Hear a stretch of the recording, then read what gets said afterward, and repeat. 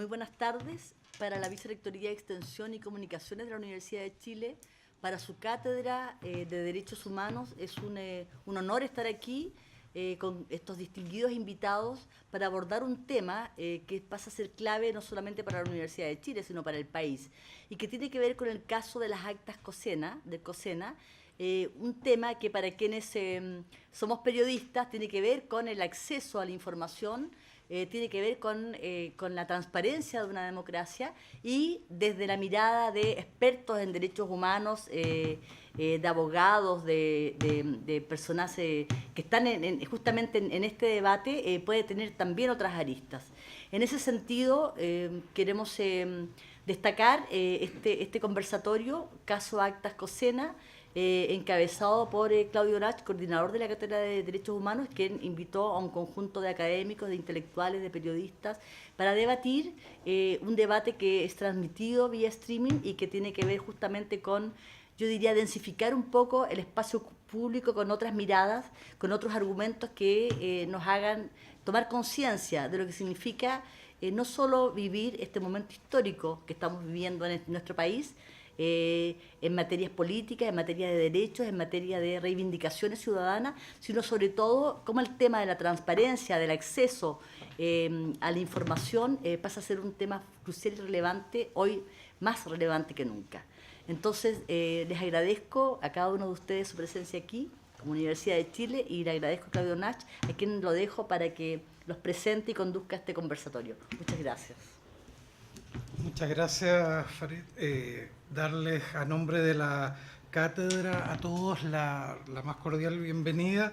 Les cuento muy brevemente, la cátedra inició sus funciones hace relativamente poco tiempo, en marzo del 2015, y el objetivo que nos planteamos con la creación de esta cátedra era dos cosas. Por una parte, generar ciertas coordinaciones internas en la universidad, atendido que hay un enorme trabajo que se está haciendo desde distintas facultades, distintos académicos, centros, institutos, que están investigando y trabajando en temas de derechos humanos, y queríamos generar ahí un diálogo. Pero también nos interesaba que la cátedra, como un espacio académico, pudiera generar también discusiones hacia los temas centrales hoy de discusión en el país. Y este conversatorio es parte entonces de este esfuerzo. Lo que queremos es generar una práctica al interior de la universidad de juntarnos a conversar temas relevantes en materia de derechos humanos, y nos pareció que precisamente este era un buen punto de partida. ¿Por qué? Porque unía dos temas que nos han preocupado durante este año de trabajo. Por una parte, el ejercicio de derechos, un ejercicio efectivo de derechos, en este caso el derecho de acceso a la información, y por otra parte el trabajo vinculado a la memoria, los archivos que contienen esa memoria tanto del país como de la universidad. Y por eso es que los invitamos a ustedes, y voy a presentarlos muy resumidamente. Sé que todos ustedes además tienen un currículum muy amplio, pero para estos efectos simplemente una línea.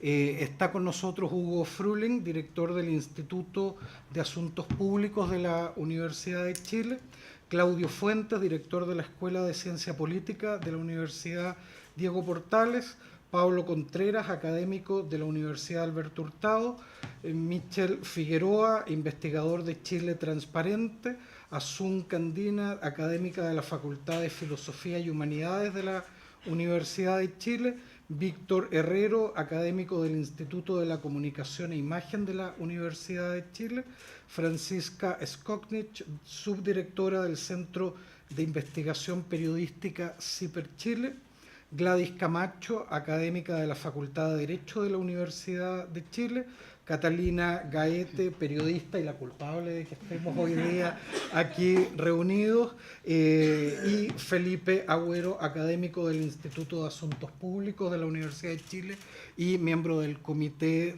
académico de la cátedra. La forma que vamos a tener de trabajo, Catalina va a explicar brevemente cuál es el tema que nos convoca, y luego vamos a generar un diálogo donde cada uno va a tener 5 minutos para, desde su ámbito de interés, comentar el aspecto que le parezca relevante de esta temática de documentos secretos y Fuerzas Armadas. Y luego vamos a tener un diálogo ya más abierto, donde también van a tener cada uno un tiempo para poder comentar o plantear lo que estimen pertinente. Y finalmente vamos a tener un cierre ahí también vinculado con posibilidades o recomendaciones que ustedes nos hacen para seguir tratando este tema hacia el futuro. Así que lo primero entonces, Catalina, es comenzar con el planteamiento del tema que nos convoca. Muchas gracias. Muchas gracias a todos por venir a este espacio de discusión. Como comentaba el profesor Nach, la idea es poder entregar una contextualización de qué se trató esta solicitud de acceso a la información y dar más o menos las fechas y los conceptos claves que se trabajaron desde la solicitud. En primer lugar, el contexto en el que se hace esta solicitud es, en efecto, en el marco de una investigación periodística que se desarrollaba en Radio Universidad de Chile, un equipo de periodistas donde también estaba integrado el periodista y profesor Víctor Herrero, y justamente estábamos tratando de encontrar aquellos aspectos de la transición que siguen fuera de la agenda pública, que no han salido a la luz. ¿Por qué es importante explicar esto? Porque a pesar de que la ley de transparencia asegura el derecho de acceso y de recibir información para cualquier ciudadano, esta solicitud sí se hizo en el contexto de una investigación y por lo tanto da cuenta de la importancia que tiene esta ley para los periodistas cuando requieren acceder a información que no está disponible en fuentes abiertas. La solicitud se hizo por la plataforma virtual el 28 de septiembre de 2015, acceso a todas las actas de las sesiones del Consejo de Seguridad Nacional desarrolladas entre 1989 y 2012 y los documentos inmediatamente emanados de estos acuerdos o resoluciones en cada una de estas sesiones.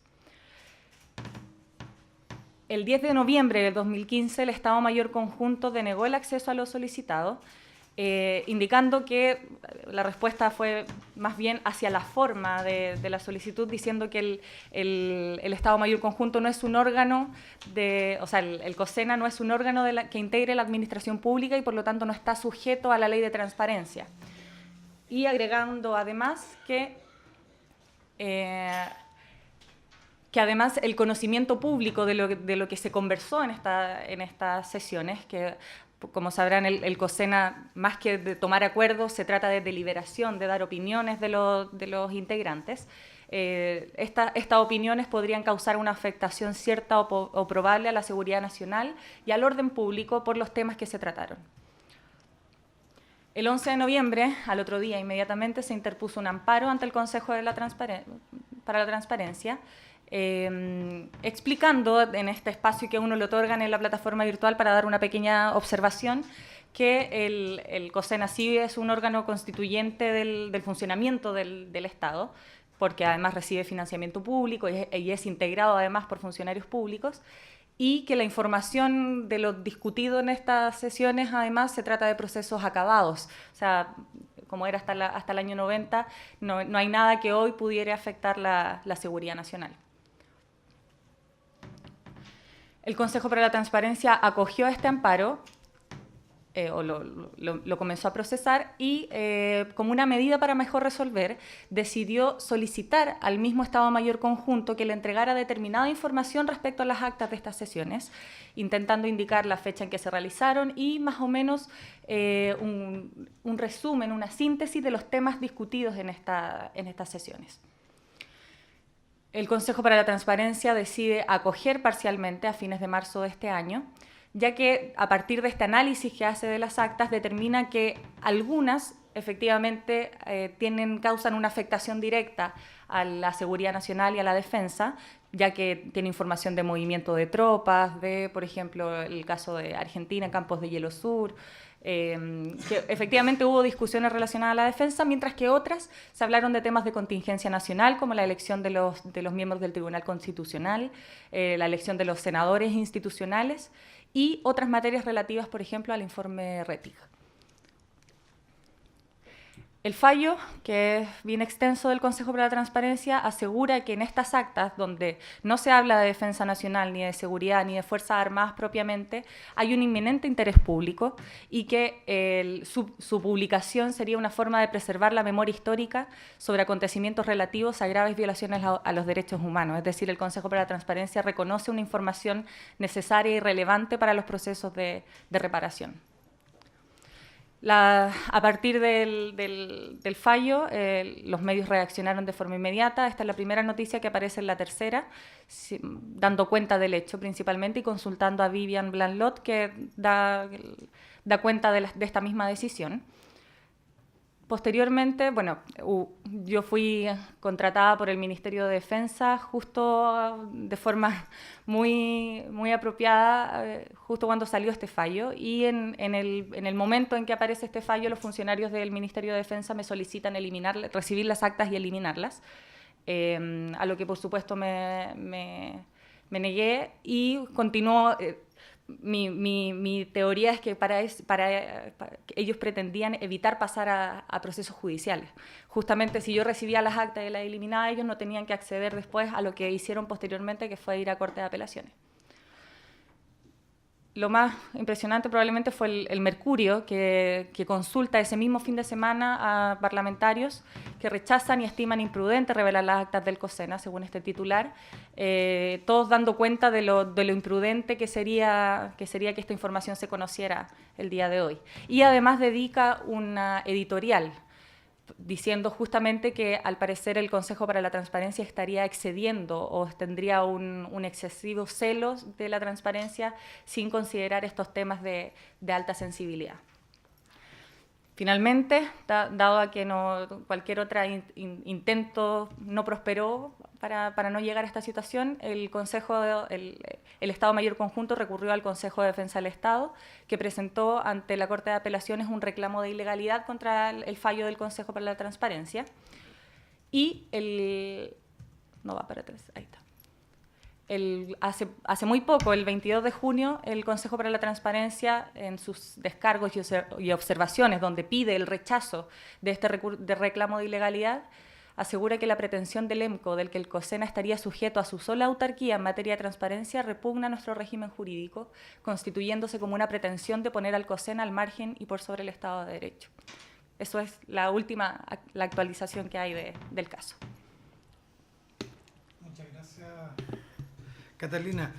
Como ustedes ven, acá en el debate jurídico se plantearon dos cuestiones como centrales. Una, la competencia del Consejo de la Transparencia para pronunciarse en los términos que lo hizo, y el Consejo de Defensa del Estado ahí hace una defensa muy fuerte sobre que esto excedería las competencias del Consejo, y lo otro, cómo interpretar las facultades que el propio Consejo tiene de acuerdo a la ley, y particularmente en cómo interpretar la seguridad nacional como un límite a la ley. Ahora, lo que nos interesa obviamente es que también podamos abordar otras aristas más allá de las que están planteadas hoy día en tribunales, y por eso es que nos interesa mucho esta mirada plural que ustedes tienen, distintos puntos de vista para enfrentar este tema.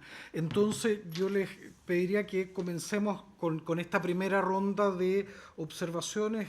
Hugo, si te parece partir a ti.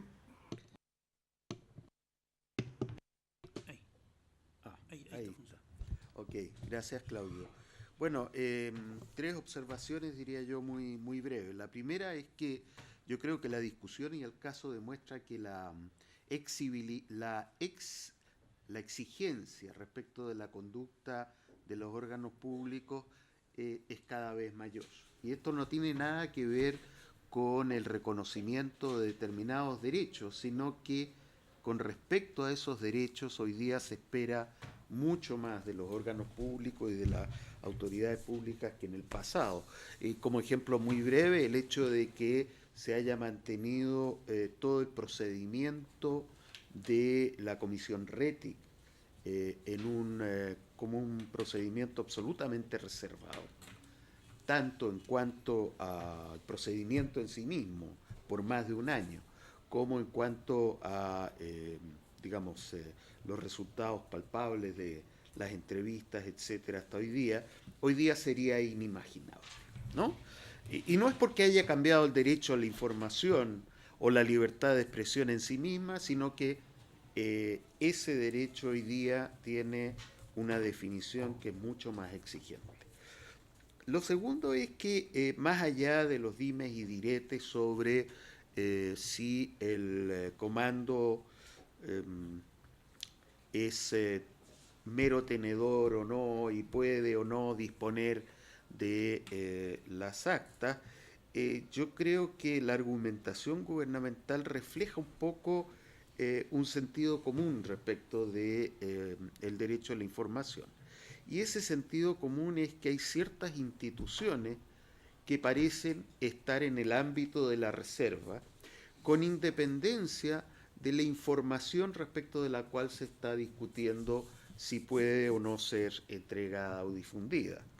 Es decir, las instituciones de orden, más las de Fuerzas Armadas, parecen contar con una especie de presunción de que lo que hacen no debiera ser o no podría ser difundido.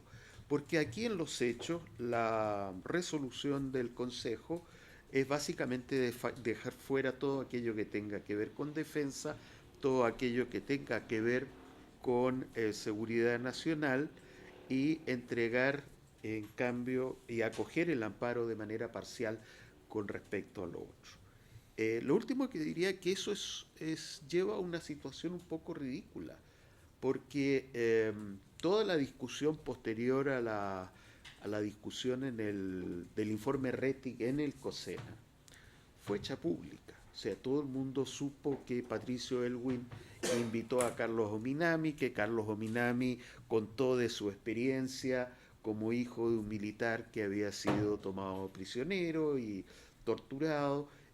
Basta leer los diarios de la época para saber que lo que hoy día se está negando, más detalles o menos detalles, ya era parte del conocimiento público. Muchas gracias.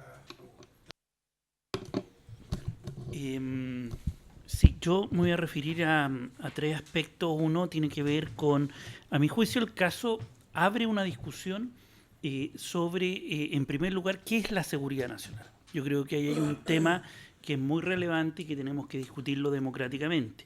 Y el problema es que el concepto de seguridad nacional nace en la Guerra Fría y nace como principalmente una respuesta a la amenaza interna.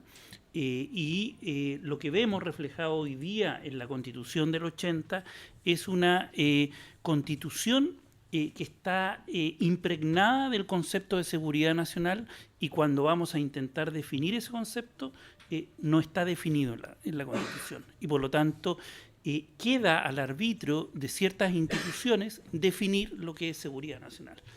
Y de hecho ahí hay una pregunta de la guía que ustedes planteaban, es si debe revisarse el concepto de seguridad nacional. No, yo creo que no se debe revisar, se debe eliminar de la Constitución el concepto de seguridad nacional y reemplazarlo por un concepto que tiene que ver con la defensa, con otro tipo de problemática que no tiene que ver con este concepto que podríamos discutir más adelante, de dónde viene, etcétera, etcétera, y en donde las Fuerzas Armadas cumplen un rol clave. Entonces, en primer lugar, yo creo que esto apela a reflexionar sobre qué es la seguridad nacional. El segundo tema tiene que ver con el concepto democrático de la información, de la transparencia de la información, etcétera, y el tiempo histórico asociado a esta información. Yo creo que existe en Chile, en particular, como Hugo señalaba, ciertos ámbitos que socialmente e institucionalmente definimos que tienen que estar bajo reserva, de hecho hay documentos reservados, hay documentos secretos, con esa clasificación que la autoridad señala cuándo es reservada y cuándo es secreta, y sin embargo no nos hemos planteado el tema de la desclasificación. Yo creo que tenemos que abrirnos, porque ahí hay un tiempo histórico, es decir, ¿cuándo deja de ser algo atentatorio a la seguridad del Estado, a la seguridad? O sea, todavía los documentos de la Guerra del Pacífico tienen que ser secretos, o ¿cuándo se produce ese momento? En las sociedades democráticas avanzadas yo creo que se abre una discusión sobre la desclasificación, y los tiempos son 20, 30 años, 40 años, ya 50 años, una generación, yo creo que ya es casi demasiado. Y por lo tanto ahí hay un segundo elemento que debiésemos, a mi juicio, colocar en la agenda, y que tiene que ver con la desclasificación. A mi juicio debiese haber un proceso de revisionismo histórico en donde lo que en un momento es objeto de preocupación de seguridad, en otro momento histórico deja de serlo. Y por lo tanto esa revisión debiese ser realizada y democráticamente. Y finalmente, ¿cuál es el mecanismo? ¿Quién es el encargado de definir lo que es la seguridad nacional, o lo que vamos a definir el límite de lo secreto, no secreto, etcétera? ¿Es la autoridad que se autodesigna el ponerle el timbre, o hay algún órgano, algún organismo? Yo creo que debe ser un organismo civil, el Consejo de la Transparencia, etcétera. Yo creo que institucionalmente hoy día el diálogo es la solicitud y el Estado Mayor conjunto. O sea, directamente la Fuerza Armada, no se pasa por un órgano civil que debiese tener la autoridad para definir qué es secreto o no. Y eso yo creo que a mi juicio es problemático, que sigamos pensando que son las Fuerzas Armadas las que debiesen definir lo que es secreto o no. Gracias. Muchas gracias, Claudio. El viento le da un toque dramático a la sesión espectacular. Pablo. Bueno, gracias por la invitación. Lo primero que quiero hacer es un disclosure en ánimo de la transparencia. Actualmente soy jefe de normativa y regulación del Consejo para la Transparencia, pero hoy he sido invitado en mi calidad de académico, así que las opiniones que daré no representan en nada al Consejo. Quiero referirme a 3 temas. El primero, a propósito de las preguntas que se establecía para entender, digamos, el régimen jurídico y quizás darle un contexto constitucional. ¿Cómo se entiende el derecho de acceso a la información pública actualmente en Chile y en el sistema interamericano? Se entiende como un derecho fundamental y por lo tanto tiene protección constitucional y también se protege por el sistema interamericano.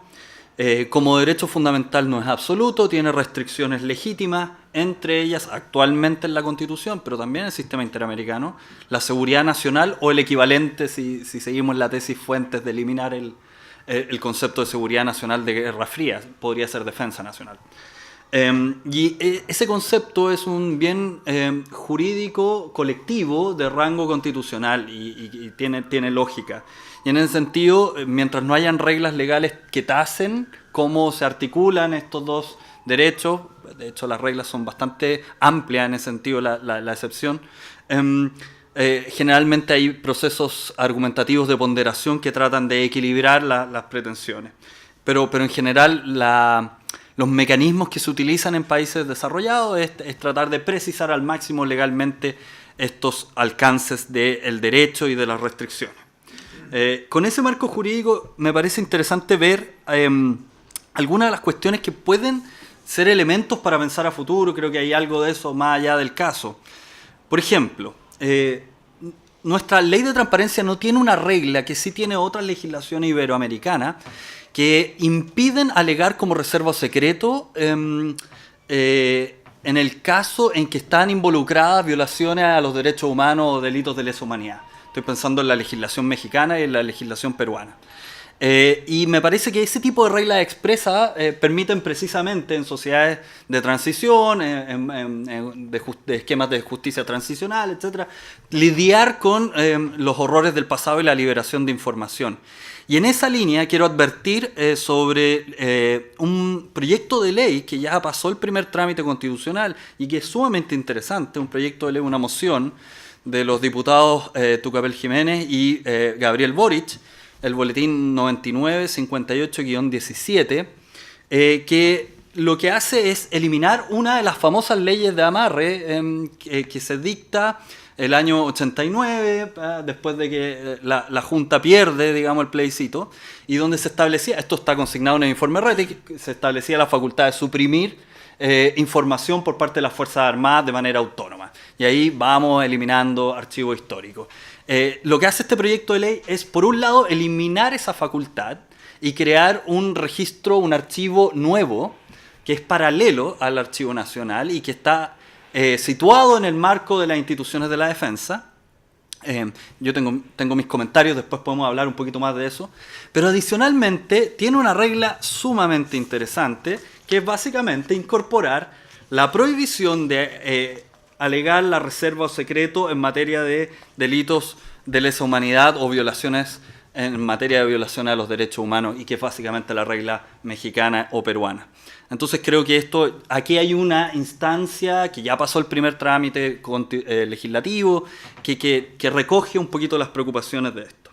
Y entonces se genera efectivamente en línea de lo que la Corte Interamericana ha sostenido. Después del caso Claude Reyes, nosotros nos quedamos mucho en Claude Reyes, donde se asegura el derecho, pero hay un caso famosísimo y muy atingente en esta materia, que es el caso Gómez Lund, donde efectivamente se establece la conexión entre el derecho a acceso a la información pública y el derecho a la verdad en el marco de graves violaciones a los derechos humanos, y el Estado no puede excusarse en consideraciones de seguridad nacional para no brindar la información a las víctimas.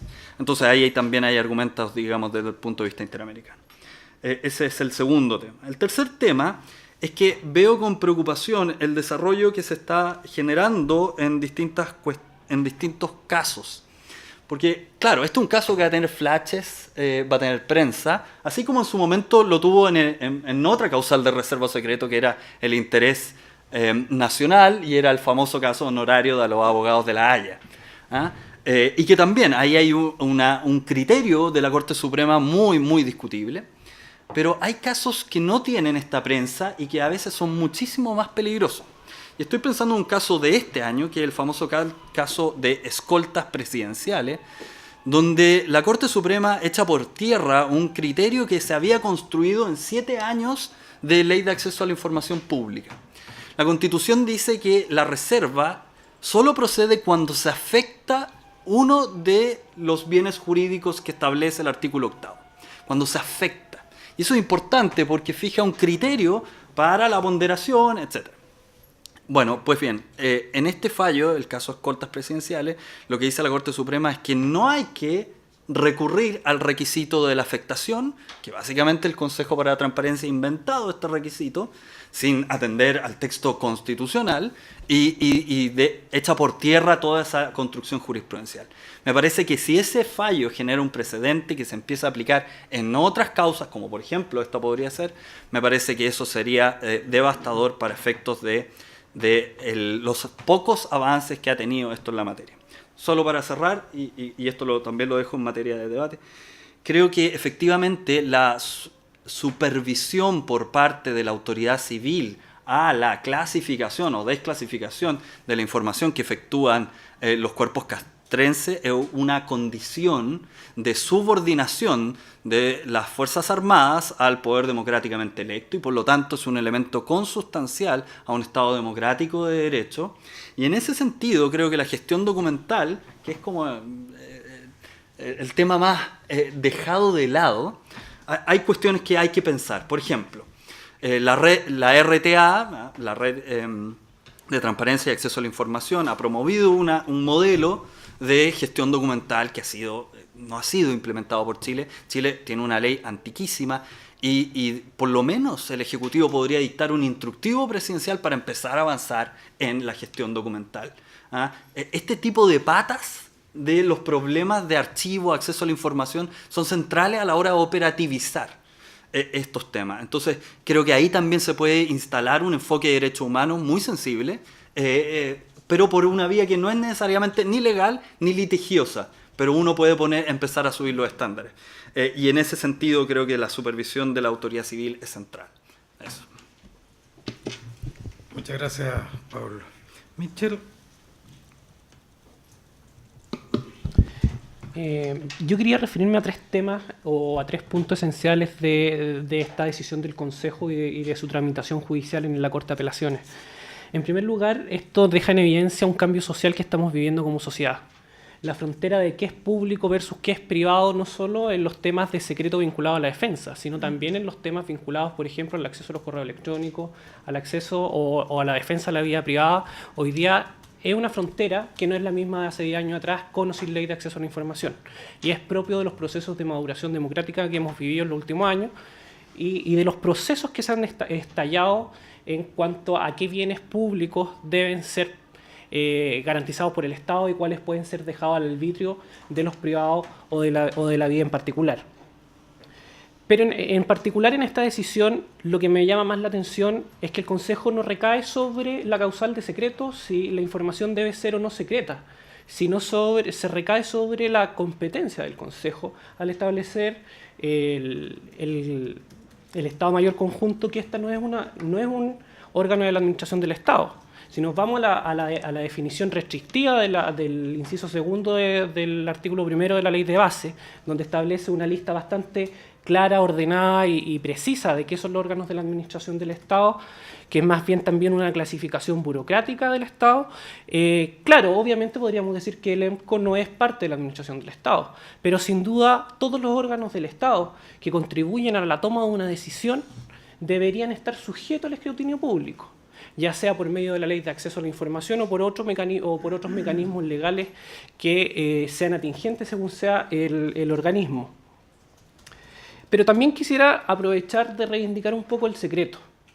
Muchas veces cuando nos reunimos muchos transparentólogos lo que hacemos es todo criticar el secreto, porque el secreto en realidad va contra el acceso a la información y por tanto nunca es bueno, pero hay que recordar también que el secreto es quien construye nuestra democracia. Sin voto secreto hoy día creo que no podría ningún país decir que vive en una democracia. Por tanto, el secreto también es parte fundamental de la vida en sociedad. Sin embargo, en este caso, ya yéndonos a la causal de secreto de las actas, bueno, en realidad preguntémonos, qué es lo que no hemos debatido, ¿tendrían que seguir manteniéndose secreta o no esa acta? La reforma constitucional del 2005 establece una publicidad básica de las resoluciones a las decisiones del Consejo de Seguridad Nacional.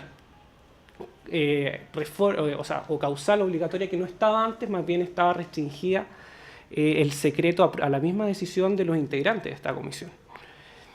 Pero con el caso de los escolta también vuelve a reflotar esta causal en quién tiene que estar las manos de la determinación del secreto o no. En el caso de los escolta, la Corte Suprema, después del recurso de queja, lo que dice es que el test de daño no le corresponde, como decía Pablo, al Consejo, sino basta con la sola declaración del órgano requerido para decir que la información es secreta y no es competente ningún otro test de daño ni ponderación del interés público de conocer la información. En lo que hemos alcanzado a lograr en 7 años de ley de acceso a la información es una actitud bastante regresiva de parte del Poder Judicial en materia de acceso a la información, porque finalmente nadie podría controlar al órgano requerido. Pero también, a pesar de que Chile tiene una cultura quizás que es, si la comparamos con los anglosajones, mucho más nueva en temas de transparencia, hay que enfrentar los temas de transparencia y de derecho a acceso a la información como cambios institucionales importantes. Chile tiene 7 años de ley de acceso a la información. Vemos que no solo en este caso, vinculado a la defensa, sino en un sinnúmero de casos que ha recogido el Consejo, la apatía de las Fuerzas Armadas en general de entregar información que incluso no tiene causales estrictas de secreto o reserva establecida en la ley de acceso a la información, es bastante grande. Incluso todavía encontramos servicios públicos en donde la apatía de entregar información, el funcionario todavía cree que la información es de ellos. Por tanto, acá también nos falta un trabajo de cómo avanzamos a cambiar una cultura organizacional que se ha construido en el secreto. Cuando tenemos funcionarios que vienen del periodo de dictadura militar, que todavía son quienes gestionan la información, para ellos es mucho más difícil que un funcionario que entró post-2000 incluso, o post-entrada en vigencia de la Ley de Acceso a la Información, es mucho más difícil para ellos entregar información. Hoy día el debate que creo o la preocupación que nos plantea la decisión del Consejo en el caso de las actas del COSENA es que en realidad estamos poniendo una restricción a construir o a transformar un país distinto al que estábamos construyendo. Los periodos de transición democrática tienen que terminar en algún momento y la restitución de la verdad y la entrega de la información es un punto esencial para poder terminar este proceso de transición y comenzar a transformar las instituciones con las que día a día nos relacionamos. Gracias. Muchas gracias. Muchas gracias, Michelle. Asun. Hola, buenas tardes. Bueno, yo voy a hablar aquí desde otro lugar, que no es el del derecho, es el lugar de como historiadora, como alguien que ha trabajado en estudios de memoria y derechos humanos, y que de hecho ha estado trabajando en el último tiempo en el rescate, la puesta en valor y la difusión de un archivo, que es un archivo del periodo dictatorial, que es el archivo de la Dirección Jurídica de la Universidad de Chile, donde precisamente nos hemos encontrado y hemos tenido que responder a nivel institucional este tipo de preguntas. Para mí la pregunta de fondo, no digo que sea la más importante, pero la que nosotros enfrentamos desde allí, desde la historia, desde la archivística también, es a quién pertenecen los archivos, finalmente. En este caso estamos hablando de los archivos públicos. Y cuando digo a quién pertenecen, es quién tiene el derecho y la capacidad de usarlos, de verlos, e incluso de destruir y descartar. En la administración pública y parte de la gestión documental, no es solamente decidir qué se conserva y qué se pone a disposición, sino también qué se descarta, qué se destruye, qué es importante y qué no lo es. Desde ese punto de vista, es cierto, los archivos tienen instituciones productoras, pero también hay una ciudadanía, en el caso de los archivos públicos, no de los privados, que tendría una propiedad en el sentido que son archivos producidos por el Estado, y la pregunta es dónde está el límite entre ambos, o si puede hablarse también de un continuo entre ambos. Desde la disciplina archivística, a propósito de lo que está planteado en las preguntas que ustedes pusieron acá, muy poco desarrollada en Chile en términos de formación. No existe, por ejemplo, como carrera profesional, y es una de las carencias que tenemos que enfrentar también. Los archivos para ellos pasan por dos periodos: su uso administrativo, es decir, cuando son necesarios para la misma gestión de una organización, y luego un uso histórico, es decir, aquello que se preserva porque se considera importante más allá del uso burocrático que se le dé. Pero uno podría decir que atravesando ese uso administrativo puntual y ese uso histórico que viene más adelante, en algo que debe atravesarlo está su uso ciudadano.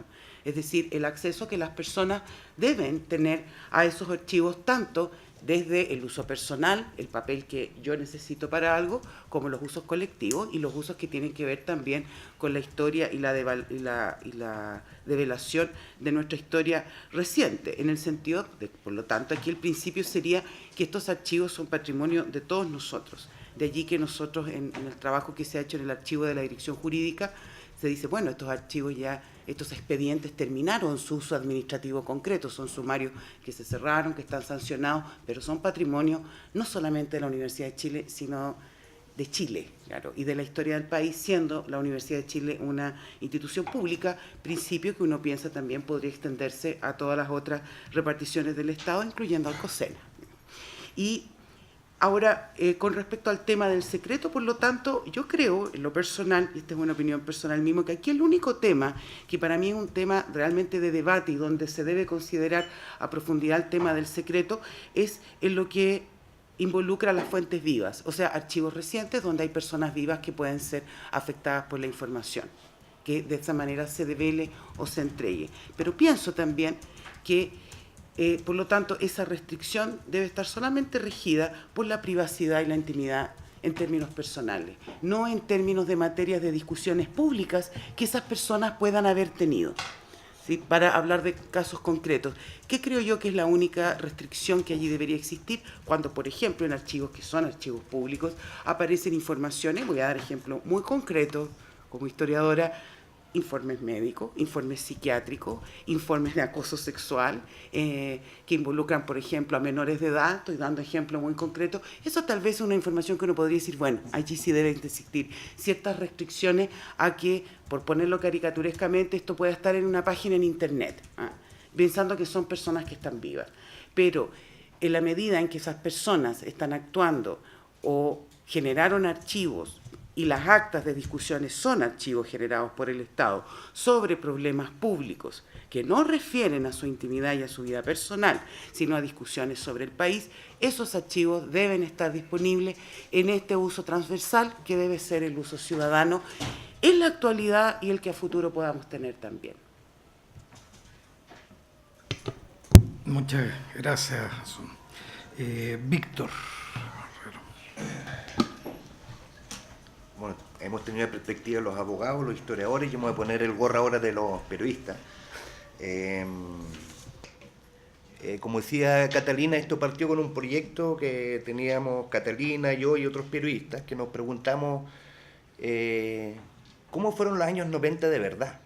Porque en esa época no teníamos una prensa muy inquisidora, más bien al revés. Nosotros hablamos siempre del duopolio, la prensa estaba dominada por dos grandes conglomerados, el Mercurio y la Tercera, con una visión bastante parecida. El CIPER no existía, el Clinic no existía, el Mostrador no existía. Y partimos como de esa base, sobre todo pensando que sí, es información histórica, pero es muy actual. Parte de estas crisis de élite que estamos viendo actualmente tienen que ver con que nos estamos cuestionando nuestro propio pasado reciente y cómo se construyó. De ahí también el éxito, entre otras cosas, del libro Mejores o Peores en Historia, que está muy de moda en Chile. En ese sentido, con el gorro del periodista, yo creo aquí se nos ha olvidado un tema. Estamos hablando del COSENA, las Fuerzas Armadas, pero en el COSENA no solamente están las Fuerzas Armadas, están los representantes civiles del poder y algunos democráticamente elegidos. Ante las sospechas que muchos tenemos de cómo se fue construyendo la transición chilena, yo en realidad estoy más interesado en saber qué opinaba de repente Elwin o Frey en esas reuniones, sobre todo en la época en que Pinochet estaba detenido en Londres. Yo creo que es muy interesante ver de cómo operó el poder político, militar, etcétera, ante una disyuntiva como esa. Además, si no me falla la memoria, gran parte de las veces que se convocaba el COSENA en los años 90 no tenía mucho que ver con temas de derechos humanos, eran los pinocheques de Pinochet, el boinazo, que tenía que ver con lo mismo, y nuevamente la propia detención de Pinochet el año 98. Yo creo que en ese sentido probablemente no solo los militares no están interesados en que se sepa eso, sino que también algunos representantes o algunas corrientes ideológicas de la exconcertación. Si vemos lo que está pasando actualmente, obviamente no me parece nada raro que te lo hayan rechazado el que esté en este proceso. Me parece loable que pese a todo el Consejo de Transparencia esté apoyando este esfuerzo. Pero lo que hemos visto en los últimos meses, en este año, que hay un movimiento restrictivo hacia la libertad de expresión y hacia derecho a la información, en el marco de la llamada agenda corta antidelincuencia.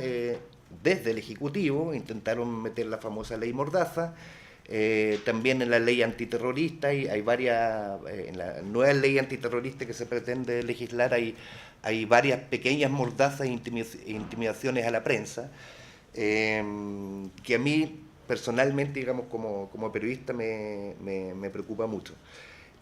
Y por último, un tema que sí se ha tocado transversalmente, que va más allá ahora de las actas del COSENA, es que como sociedad, y aparentemente aquí también hay cierto acuerdo, nos hemos dado cuenta que las instituciones armadas parecen ser un poder absolutamente paralelo, que funciona con otras reglas, va a empezar con otro sistema de pensiones, con otra forma de financiamiento a través de la ley reservada, y aparentemente con ciertos derechos a secreto o intimidad institucional que nadie más tiene. Aquí alguien decía hace poco, la transición se tiene que acabar en algún momento, sí, pero tal vez una de las claves también pase por ese lado. Muchas gracias, Víctor. Francisca. Bueno, sigamos con el periodismo. Bueno, les quería contar primero que para nosotros como CIPER el tema de la ley de la transparencia es clave, no solo como ejercicio diario, que nos hemos puesto como objetivo cada vez que hacemos un reportaje, buscar qué documentos se pueden pedir por transparencia, porque efectivamente la ley de transparencia cambió la forma en que trabajan los periodistas de alguna forma. Uno antes tenía que estar buscando fuentes, pidiéndole que te pasaran las cosas por debajo. Ahora uno no tiene derecho y lo puede exigir. Y en ese sentido el Consejo para la Transparencia es clave para poder exigir ese derecho. Pero nuestro trabajo va más allá que el buscar información para nuestro reportaje, sino que también tratamos de hinchar un poco el Consejo con aquellos temas que nos parecen relevantes, porque esta es una ley que todavía es nueva y por lo tanto sus límites todavía son un poco difusos. Entonces hay ciertos temas claves que, aunque sabemos que los documentos van a llegar cuando los reportajes ya estén listos, es importante que haya un pronunciamiento que fije cuál es la línea de lo que es público y no. Por eso este caso me parece precioso, es uno de los que nosotros hubiéramos llevado al Consejo, porque ahora está en manos de la Corte de Apelaciones, pero lo que se diga en este caso va a fijar una línea bien clara respecto a lo que es seguridad nacional. Efectivamente hay una tensión súper fuerte entre el derecho al acceso a la información pública y la seguridad nacional. Como decía Michel, la gente que trabaja en transparencia suele ser bien... Todo tiene que ser transparente. Yo estoy de acuerdo en que hay un límite. Ya vemos la seguridad nacional, defensa nacional. Yo entiendo que hay cosas que tienen que permanecer en secreto. Sin embargo, estamos en un escenario en que todo es secreto cuando se trata de defensa, y eso no puede ser. Hemos visto los casos últimamente como el Milinko Gate, todo lo que ha pasado con la ley reservada del cobre. En el fondo, durante muchos años se nos dieron argumentos de por qué esto tenía que ser secreto y se invocaban en el fondo valores como la seguridad nacional y etcétera, y resulta que había una cortina que no nos dejaba ver que lo que había detrás de eso era corrupción. Y por eso para el periodismo esa frontera es clave. No se trata solamente de proteger los intereses de la nación, sino también de entregar ventanas que permitan a la sociedad ver en qué se está gastando la plata, quiénes son los favorecidos. En esta misma época en que sesional Alcocena, hubo grandes casos de corrupción con compras de armamento. Y con este mismo velo de hay que proteger a la nación, etcétera. En ese sentido, me parece que el Consejo para la Transparencia, en este caso, amplía un poco y justificadamente para mí el espectro de lo que es interés público, y también habla de un tema que no se toca tanto en el cotidiano del trabajo de transparencia, que tiene que ver con el tiempo transcurrido desde que sucedieron los hechos que se está pidiendo información. Ese es algo que no está contemplado en la ley y que es clave. No puede ser que los documentos que son reservados sean reservados ad eternum. Efectivamente, la sociedad cambia, las sensibilidades cambian y pasado un tiempo ya no se justifica. El otro tema clave aquí es el tema de la memoria histórica. No es un tema que yo haya visto a menudo en temas de transparencia, y efectivamente es un criterio que tiene que estar sobre la mesa al tomar este tipo de decisiones. Hay solamente un punto que me causa incomodidad respecto a este fallo desde el punto de vista del Consejo, y es que en su día a día el Consejo ha asumido que hay ciertas oportunidades en que ellos no pueden decidir qué es lo que es público y lo que no es público solamente con argumentos. Y ha tomado la costumbre de pedirle en ciertas ocasiones a las partes que le entreguen los documentos y evaluarlos en su mérito, mirándolos. Y a veces ha dicho que efectivamente tiene que ser reservado, y a veces los ha dado a conocer. En este caso, da la impresión que el Consejo como que siente que está con una papa caliente y no pide los documentos, sino que pide solamente un resumen de los documentos, un listado de los temas que se tratan. Y a mí me parece que cuando tu contraparte es una organización que está invocando, hay varios de los razonamientos que entrega el Estado Mayor Conjunto, son formalidades que están buscando ocultar información. Me parece que es un poco entregarles demasiada confianza respecto a lo que hay en esas actas para tomar la decisión. Esa es una cosa. Yo entiendo que en temas de defensa nacional quizás debería haber otro organismo capacitado para hacer esto, pero me parece que le estamos entregando demasiada confianza. Y por otro lado, cuando evalúa caso a caso aquellos temas que deben ser públicos, deja fuera, por ejemplo, el caso de Pinochet, por un criterio que no es el de defensa nacional, sino que tiene que ver con política exterior. Yo de nuevo creo que el tiempo transcurrido y la relevancia y el interés público del tema no justifica que esto se mantenga en reserva. Por lo tanto, eso nos lleva de nuevo a pensar si esta es la mejor forma de evaluar un caso de este tipo o si deberíamos tener ciertos criterios más objetivos, etc. No sé, pero yo creo que ahí hay algo relevante. Hay actas que no estaban. Yo no sé si ustedes se acuerdan. ¿Alguien supo que el 2012 se llamó al Consejo de Seguridad Nacional? Yo no recuerdo haberlo sabido. Por lo tanto... ¿Ah? Sí, ¿Tú te acuerdas? Bueno, pero sí, a primera yo no me acuerdo. Y bueno, pero eventualmente podrían llamarlo y ser una sesión secreta en que no nos enteremos. Por lo tanto, hay ciertos procedimientos del Consejo de Seguridad Nacional mismo que debieran revisarse, incluso la ley, aquello que es público, que no es público, o sea, cómo se define. Basta con que nos pongamos de acuerdo, digamos, esto es secreto, porque también la inercia lleva a que las instituciones declaren todo secreto, siempre es más fácil. Entonces quizás habría que trazar ciertos límites en ese sentido también. Muchas gracias, Francisca. Gladys.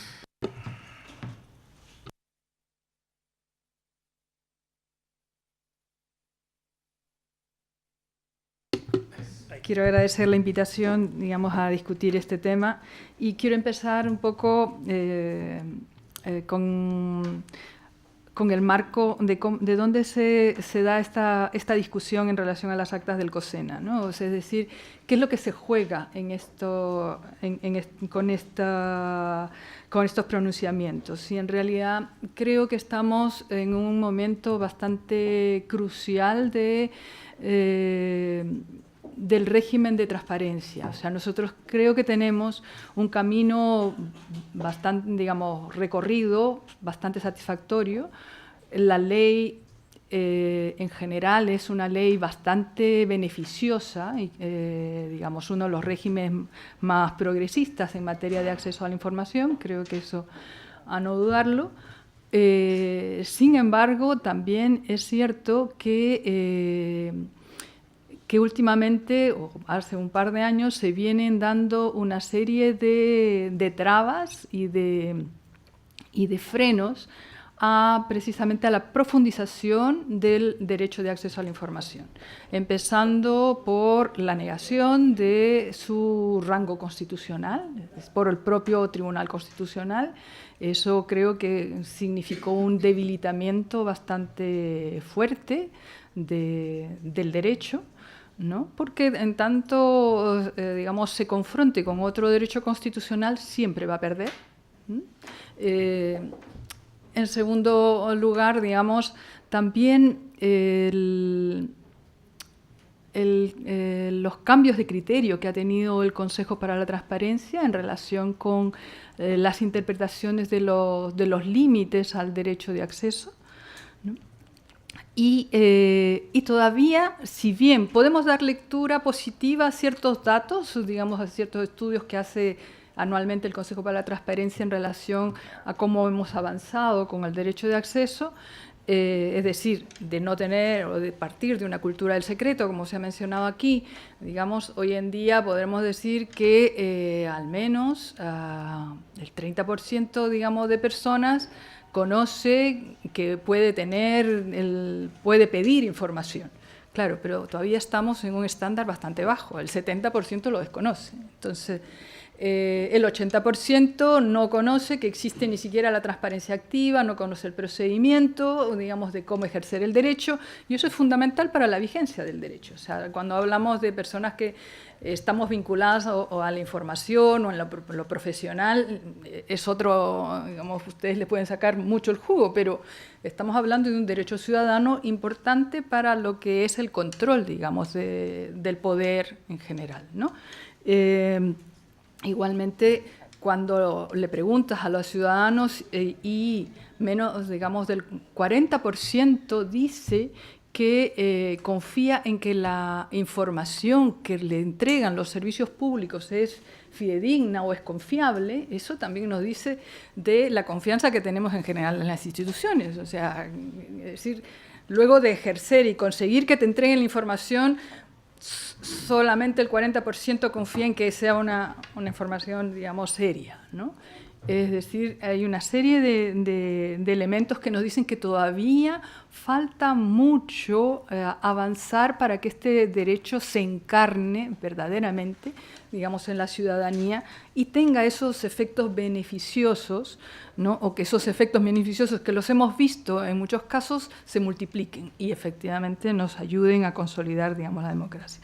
Ahora, en relación con propiamente lo que es la causal, digamos, de excepción de seguridad nacional, creo que allí coincido en que esta es una noción que ha sido tradicionalmente aplicada con una gran discrecionalidad.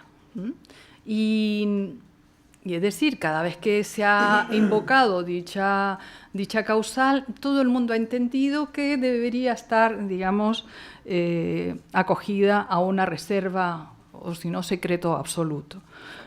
Y más aún, es decir, esta causal de seguridad nacional la asociamos, digamos, con los temas militares. Y entonces cualquier cosa que tenga relación con el ámbito militar, entendemos que afecta a la seguridad nacional y, por consiguiente, debemos guardar reserva o secreto. Y eso creo que es bastante perjudicial, digamos, en el sentido de que genera muchos espacios, como señalabas anteriormente, digamos, Francisca, digamos, de espacios de falta de control y de riesgos de alta corrupción, o sea, de gran corrupción, ¿no?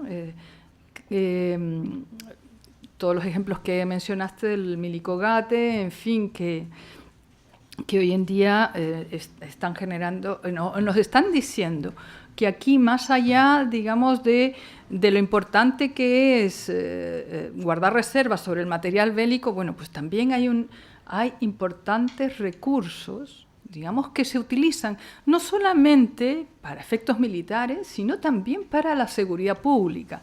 Y si bien en el ámbito, digamos, de la seguridad pública podemos decir que Carabineros es una de las instituciones con más prestigio, digamos, en el ámbito social, y eso es bien notorio, ¿no?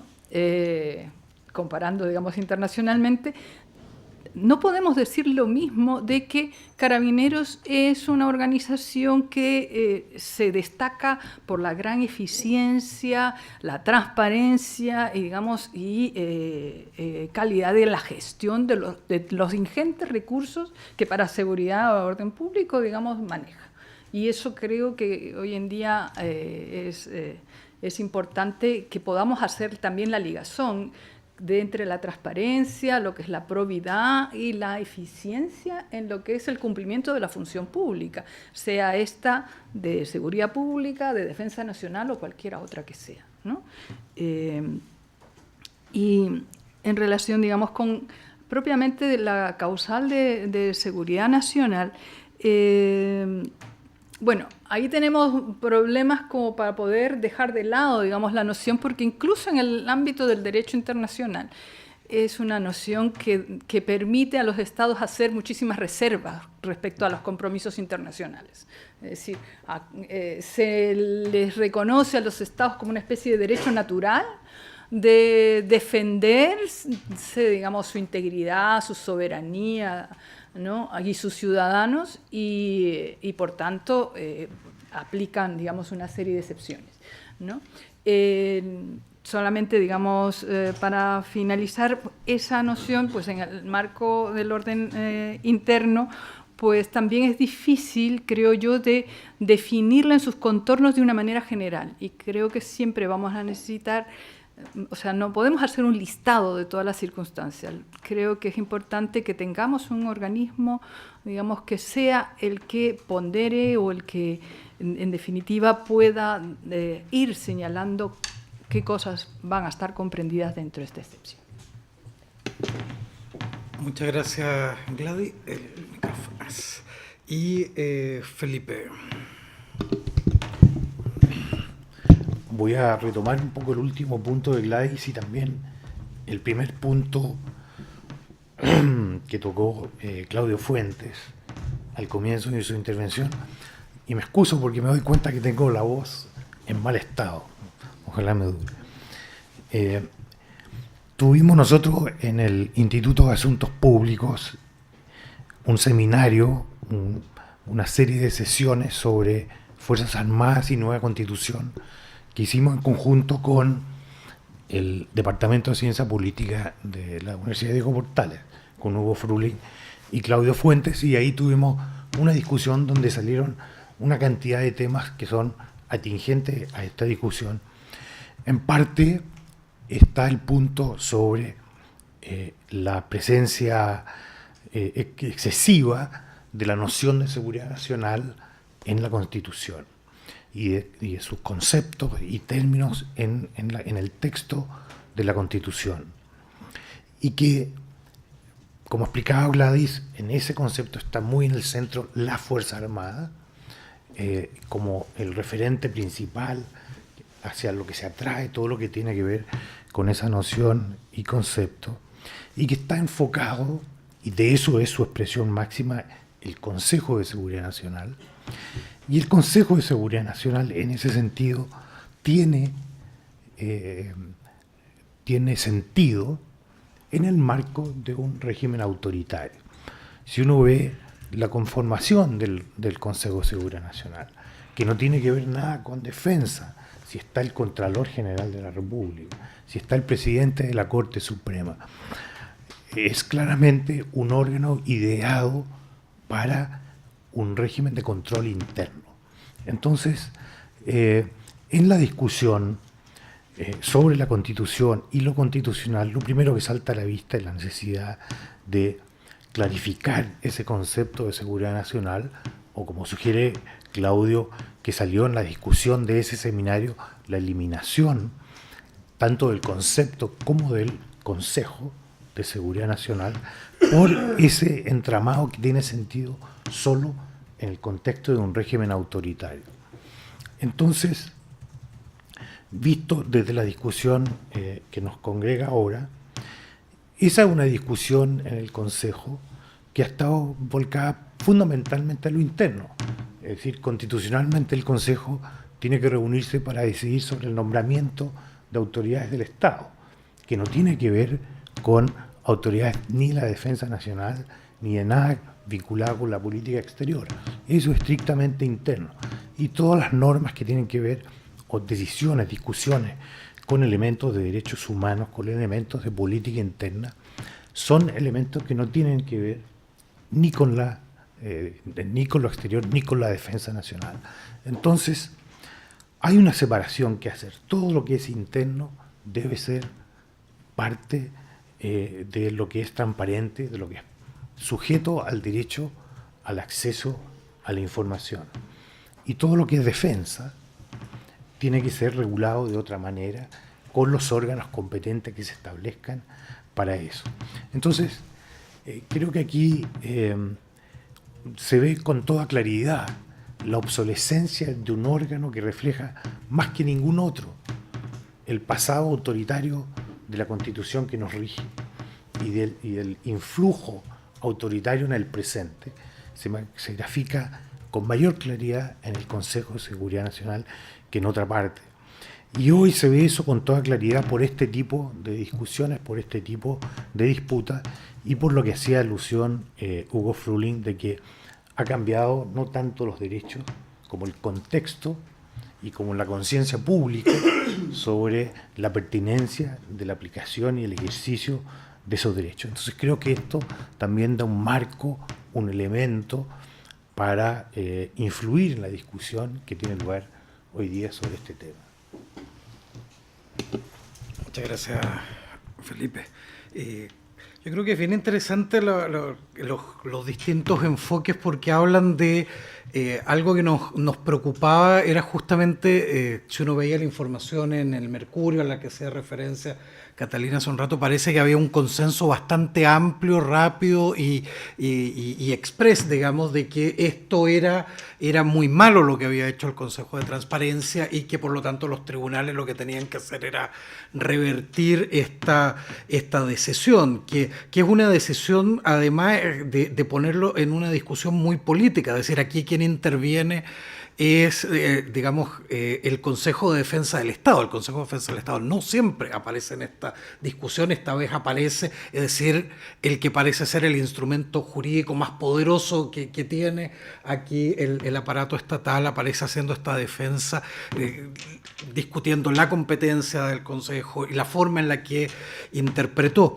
Y en ese sentido, creo que cuando uno problematiza el tema y desde distintas miradas, se ve que es menos evidente ese consenso y que hay varias aristas que explorar.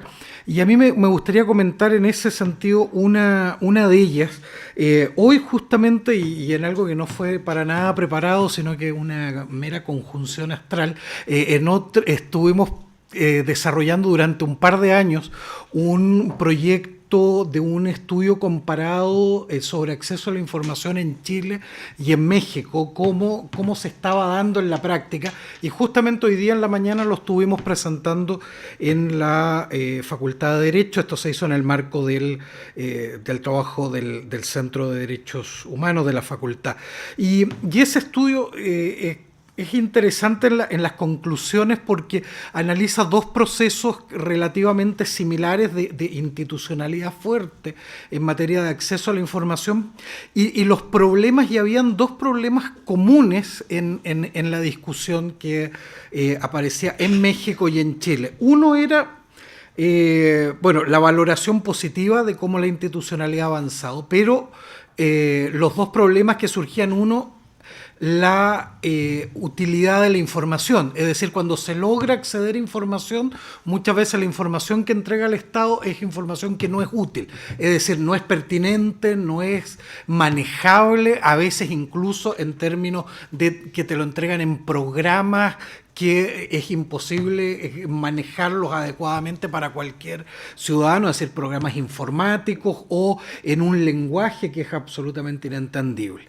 Y el otro problema común que había en las dos experiencias era precisamente de la cultura del secretismo, lo instalada que está la cultura del secretismo y cómo la exigencia de la autoridad es siempre, justifíqueme por qué usted quiere esta información, es decir, ¿por qué me está pidiendo esto? Y no un enfoque desde un derecho que existe y que es la autoridad la que tiene que tener buenas razones para denegar ese acceso. Y en ese sentido es interesante entonces el caso aquí que nos ha traído Catalina, porque acá queda muy claro cómo efectivamente se ha avanzado en esta exigencia de transparencia, cómo se corren los cercos en esta materia. Pero por otro lado, el problema que plantea cuando ese cerco se empieza a acercar a la seguridad nacional. Y parece que ahí hay un tabú complejo. ¿Por qué? Porque si ustedes miran la discusión que está planteada hoy día ante los tribunales, es por qué acceder a información de seguridad que el propio órgano, es decir, el Consejo ha calificado, y la Constitución además califica que no es de seguridad. Es decir, es casi como la locura que vivimos en este país, como la ley que sanciona las lesiones a carabineros sin que hayan lesiones a carabineros. Es decir, cómo uno logra explicar que pueda haber lesiones sin que hayan lesiones es parecido a esto. Cómo se afecta la seguridad cuando el propio órgano que ha producido esa información ha dicho esto no afecta a la seguridad. Pero basta el mero título para que se enciendan luces anaranjadas, rojas y digamos no, que no se puede acceder a esa información. Entonces, es interesante lo que van a decir los tribunales en este caso, porque los tribunales, como muy bien decía Pablo, además, han sido muy restrictivos en su interpretación, y en esto Chile Transparente también en la visita que hizo el relator le planteaba al relator de libertad de expresión un par de casos, de cómo cada vez que esto lo tienen que definir los tribunales, lo definen restrictivamente. Entonces, aquí se vuelve a echar por tierra este movimiento funcionamiento de cerco, porque cuando lo que llega a tribunales son los casos complejos, los casos difíciles, y el cerco se nos vuelve a restringir. Y en ese sentido, para abrir ya esta discusión más libre, yo quería plantearles a ustedes en ese sentido dos cuestiones que podríamos debatir. Uno es cómo lo que se resuelva en este caso puede afectar el acceso a la información, cómo puede afectar la institucionalidad sobre acceso a la información y cómo puede afectar la libertad de expresión en Chile, además en un momento complejo donde hay una alta demanda de la ciudadanía en términos de transparencia, pero a la vez una cruzada por volver a restringirla desde el ámbito de quienes detentan el poder, que genera un conflicto complejo. Y por otra parte también, si es que a ustedes les parece que esto, de qué manera se puede traducir en la discusión constitucional. Algo planteaba Felipe y Claudio de, mire, cambiemos seguridad por defensa o eliminemos el Consejo de Seguridad. También cómo desde este caso nos plantea algunos temas sobre el futuro acuerdo institucional, el futuro acuerdo constitucional en este ámbito. También si este va a ser o debiera ser un derecho que lo regulemos en el catálogo. Es decir, aquí hay varias cosas mirando el acuerdo constitucional, pero también mirando en nuestra situación hoy en libertad de expresión, en acceso a la información e institucionalidad.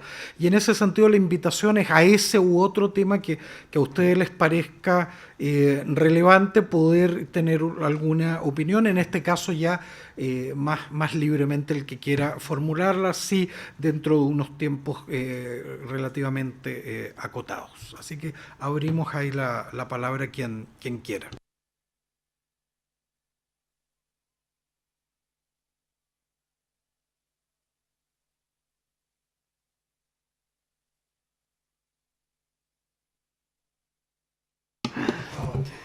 Yo quería partir por el tema constitucional. Hoy día la visión restrictiva que han tenido los tribunales de justicia en cuanto al acceso a la información ha sido porque los tribunales consideran el derecho a acceso a la información o el principio de transparencia del artículo 8, tal cual aparece en el artículo 8, como bases de la institucionalidad y no como un derecho fundamental. Entonces, la colisión o la fricción que se genera entre el órgano administrativo, que es el Consejo para la Transparencia, y los tribunales de justicia es justamente una concepción distinta de este derecho. El Consejo para la Transparencia, efectivamente, en reiteradas ocasiones, ha tomado el derecho de acceso a la información en base al artículo 5 de la Constitución como un derecho fundamental que proviene de las distintas convenciones que consagran este derecho, pero a su vez los tribunales de justicia han considerado que esto es una base de la institucionalidad y por tanto acá hay otros derechos que son más importantes y que deben primar por sobre este principio que es rector en la administración.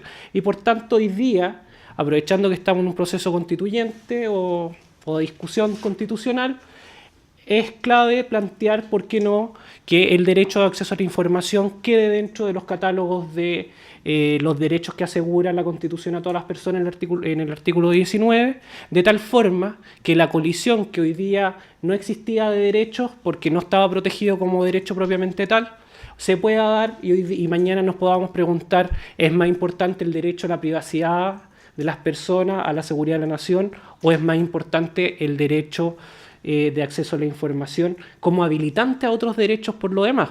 Porque el derecho a acceso a la información, sin embargo, nos cuesta muchas veces catalogarlo como un derecho básico, no, pero sí es un derecho que nos permite participar en la gestión pública, involucrarnos en las decisiones del Estado y ser parte del debate en general.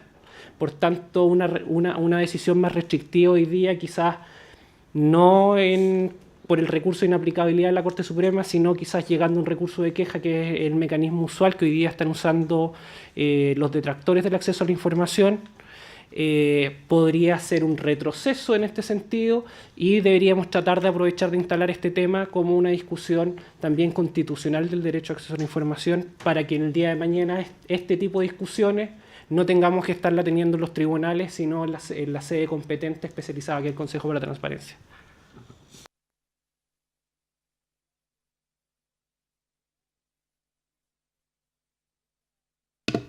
solo porque hay un silencio, si no me hubiera quedado callado. No, pero quiero decir muy brevemente que también, sin ser experto en derecho para nada, pero me parece que, dado los argumentos que se han planteado, en particular el de que el Consejo y el Estado Mayor Conjunto, entiendo, no son parte de la administración del Estado según ciertas interpretaciones, ciertas bases normativas, si ese es un argumento que finalmente es el que primara en el tribunal, me parecería muy complicado y también un elemento a tener presente en el debate en este momento constitucional.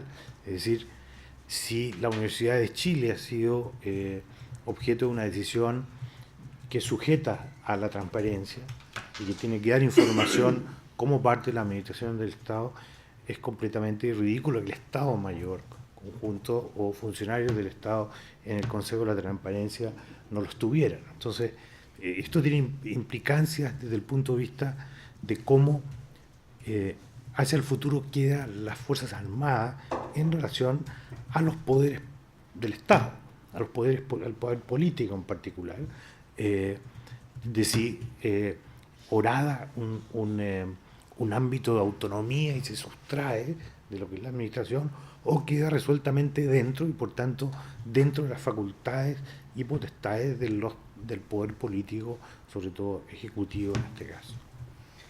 Sí, y en ese punto el argumento ante la Corte ha sido el siguiente: pero el Consejo de Transparencia tiene un ámbito de competencia que no alcanzaría al Consejo de Seguridad, porque el Consejo de Seguridad no estaría dentro de los órganos que la propia ley le dice que puede controlar, y respecto del Estado Mayor Conjunto dice, si bien ahí sí tendría competencia, el Estado Mayor Conjunto es un mero custodio de esta información y por lo tanto no puede decidir ese órgano qué es público y qué no lo es. Y como no lo podría decidir porque es el custodio y quien sí lo puede decidir está fuera del alcance de su competencia, entonces esto no se puede, no lo puede decidir usted, Consejo de Transparencia.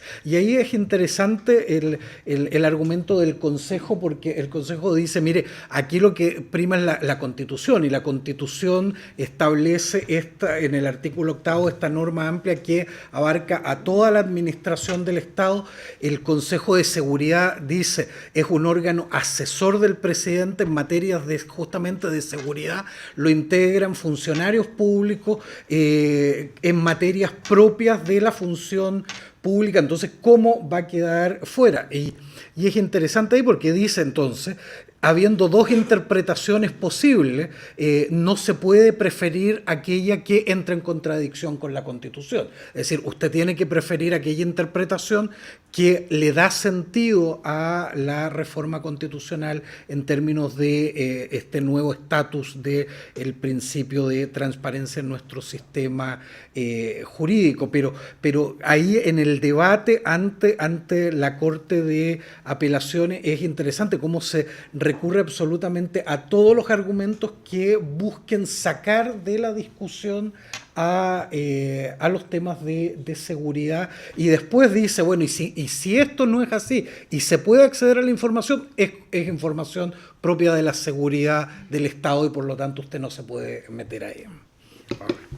Sí, yo quiero destacar 3 puntos a propósito de las sugerentes preguntas que haces, Claudio. Mira, el primero es el problema de la fragmentación del régimen de control.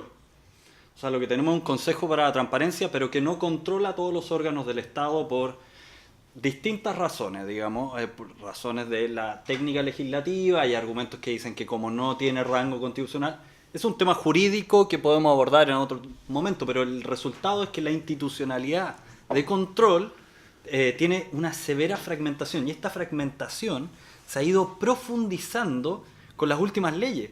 Fíjate que la ley de partidos políticos lo que hace es que algunas materias de transparencia de partidos políticos van a competencia del CERVEL y otras materias van a competencia del Consejo para la Transparencia. Entonces sigues profundizando la fragmentación. Esta semana se promulga una ley sobre una cosa nada que ver, el coordinador independiente en el sistema de transmisión eléctrica, y el Consejo no tiene competencia para conocer ciertas materias de transparencia de ese órgano nuevo. Entonces lo que tiene es nuevamente fragmentación, problemas al momento de fiscalizar estas materias. Entonces ahí hay un tema de diseño institucional y con roces constitucionales relevantes. El segundo, el tema del reconocimiento constitucional. Claro, uno lo puede enfrascar en el proceso constituyente, pero no hay que olvidar cosas que están pasando, pero que se entrampan y quedan rápidamente olvidadas. O sea, hay un proyecto de ley que hace esto, que pasó por 2 trámites constitucionales y ahora está entrampado porque no hay una comisión mixta que se haya formado para resolver el impasse entre las cámaras. Entonces, o sea, ya esto podría salir pasado mañana si hubiese voluntad política. Y en tercer lugar, y ahora sí, volviendo al tema de las Fuerzas Armadas, yo he escrito en varios temas de Fuerzas Armadas y mi impresión es que más allá de los avances sustantivos que hubo con la reforma constitucional del 2005, que trataba de desmantelar el poder de seguridad, así le puso Pinochet a eso, el poder de seguridad de las Fuerzas Armadas sobre el poder civil democráticamente electo. O sea, ¿cuáles son los espacios de autonomía de las Fuerzas Armadas? Financiamiento, ley reservada del cobre. Transparencia, bueno, tenemos todas estas reglas especiales, en fin. Y una serie de leyes secretas además que lo... Justicia militar, condenado Chile en 2 oportunidades por esta materia. Y el sistema de pensiones, digamos, con un sistema de reparto bastante favorable. Entonces, de hecho, en uno de mis artículos lo que digo es, está bien, digamos, la reforma del 2005 hizo un gran esfuerzo en restaurar ciertas condiciones mínimas de operación de una democracia decente, pero los grados de autonomía de esto frente al poder democráticamente electo son enormes. Entonces, el problema del control es precisamente eso. Fíjate, y solo para volver al tema de la transparencia, hoy, por una decisión del Consejo para la Transparencia, se dio acceso a la ley reservada del cobre, pero, por ejemplo, hay una serie de leyes reservadas o secretas que todavía permanecen en custodia, y ahí hay materias, por ejemplo, la que creó la CNI. Entonces, uno debe pensar que aquí también hay una cuestión de cuánto la autoridad política está comprometida, digamos, con este proceso. ¿Por qué? Porque en su momento el diputado Burgo ingresó un proyecto de ley que pasó el primer trámite constitucional, que ordenaba desclasificar todas las leyes secretas, y eso quedó en el olvido, digamos. Y después tenemos hoy aprobado en primer trámite constitucional una ley que obliga a la publicación de la ley reservada del cobre. Y es mucho más modesta y claro, está aprobada. Pero el problema es mirar este cuadro completo, no solo los avances precisos, que también tenemos que discutirlo, pero fijarnos en que hay un sistema fragmentado de control en materia de transparencia, que el reconocimiento constitucional podría ser en 2 meses más, si hubiese voluntad política, que el problema de las Fuerzas Armadas es de autonomía frente al poder democráticamente electo en muchos ámbitos, y que hay temas de transparencia duro que no han sido abordados desde el punto de vista de la regulación jurídica de las leyes.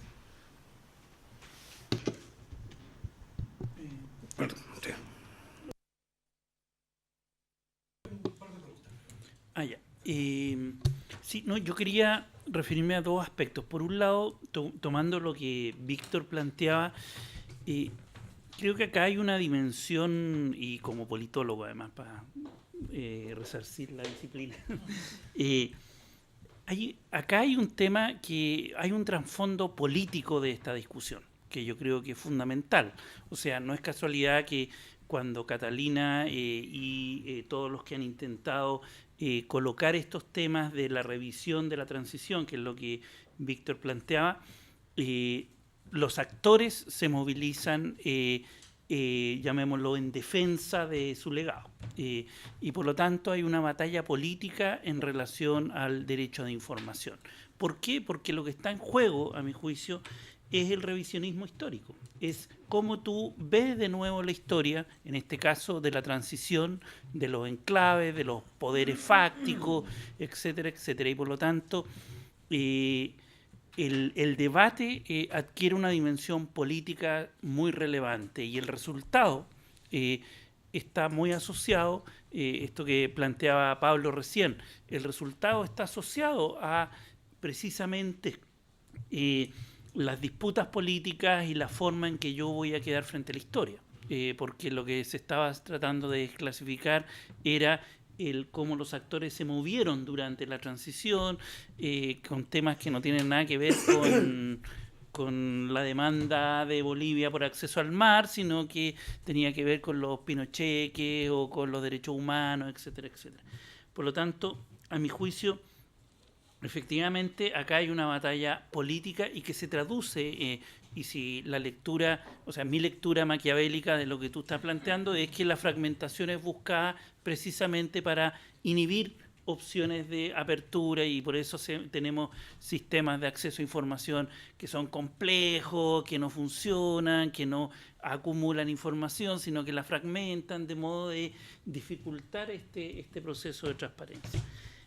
Dado ese contexto, yo creo que y ahí voy a la segunda aspecto, que es lo que tú nos sugerías respecto del debate constitucional. Yo creo que hay temas institucionales, de derecho y también de conceptos que es necesario y que van a estar en la discusión. Uno, el concepto ya lo dijimos acá, seguridad nacional.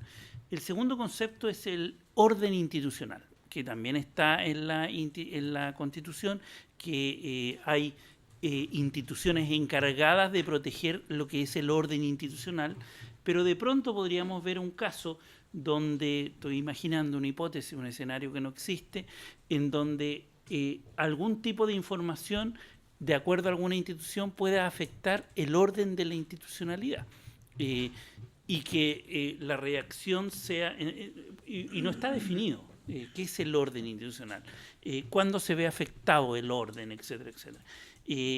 Obviamente yo creo que se requiere una redefinición de ese concepto también, seguridad nacional, orden institucional, que están en la Constitución. Desde el punto de vista de la institucionalidad, el Consejo de Seguridad Nacional, y desde el punto de vista, unos aspectos asociados más a las Fuerzas Armadas, etcétera, ya el hecho de que exista un capítulo particular para las Fuerzas Armadas equivalente al Banco Central, a la Contraloría, al Tribunal Constitucional, ya es raro. A mi juicio, ya es poco, llamémoslo, honorable en términos de lo que es una tradición democrática, que de hecho no existía antes del 73. Y finalmente lo que tenía que ver con lo que acá se planteó también respecto de los derechos de información, cómo queda cautelado o no en la Constitución. Yo creo que va a ser muy relevante el debate. Ahora, yo creo que, para finalizar, si pensáramos en la idea de una instancia de desclasificación, es decir, de una norma de desclasificación, no sé si tiene que estar en la Constitución o no, pero si existe ese concepto de que, y ahí yo creo que si existiese, se plantea una serie de interrogantes en la línea de lo que planteaba Sun. Primero, definir qué es lo que se puede proteger bajo secreto o no, o sea, ¿cómo se define eso? ¿Quién lo define? Segundo, o sea, ¿qué es lo que es la materia de reserva? Segundo, ¿durante cuánto tiempo se protege? ¿Fuentes vivas o no? ¿Bajo qué condiciones? ¿Quién lo va a custodiar? ¿Dónde se custodia? Que yo creo que es muy importante. O sea, yo trabajaba, por lo menos en mi tiempo de historiador, en el Archivo Nacional, y los ratones paseaban por ahí, se destruían los archivos. Era terrible. No sé si eso cambió, yo creo que no. Claro, aquí uno de los principales problemas uno de los problemas que hay en los archivos es no en la mano del hombre y de la mujer, sino que en la mano de los ratones. ¿Quién decide liberarlo? ¿Qué se desclasifica? Todas esas preguntas que tienen que ver con el proceso de desclasificación, que a mi juicio es vital. Es vital porque te plantea un debate sobre la sociedad que vivimos y cómo nos replanteamos nuestra propia historia, en nuestra propia sociedad. No es solo el derecho individual, que yo estoy reclamando un derecho porque fui vulnerado y que pido acceso a información, sino que también como sociedad podemos revisar la propia historia y verla de otra manera. y yo creo que ese es un derecho fundamental que debe cautelarse. Sí, en esta línea sí, te iba a preguntar justamente eso, porque es interesante el tema desde la perspectiva tuya, porque además, si mal no tengo entendido, la legislación, por ejemplo, que rige al Archivo Nacional es de 1929 más o menos, y algunas pocas normas. Entonces, ¿cómo ves justamente este tema desde esa perspectiva? Chile fue un país que durante el siglo XIX, la Constitución de la República, y hasta comienzo del siglo XX, tuvo una conciencia de archivo bien fuerte. Ahora, ¿qué definimos nosotros como una conciencia de archivo? Que todo documento público del pasado o del presente tiene un valor no solamente para aquellos que los producen, sino para esa historia que continúa. O sea, yo quiero aquí enfatizar, cuando hablamos de documento histórico, no estamos hablando solamente de los documentos coloniales y que interesante es saber cómo era el sistema de casta en el siglo XVIII, que es algo interesante, pero no lo niego, pero también estamos hablando de la historia reciente, por supuesto, y la historia que está abierta y está en construcción. Por lo tanto, las políticas de archivo no tienen que solamente con ver cómo se van a preservar los documentos para los historiadores, sino para la ciudadanía y para el uso que todos nosotros hagamos como ciudadanos de ellos.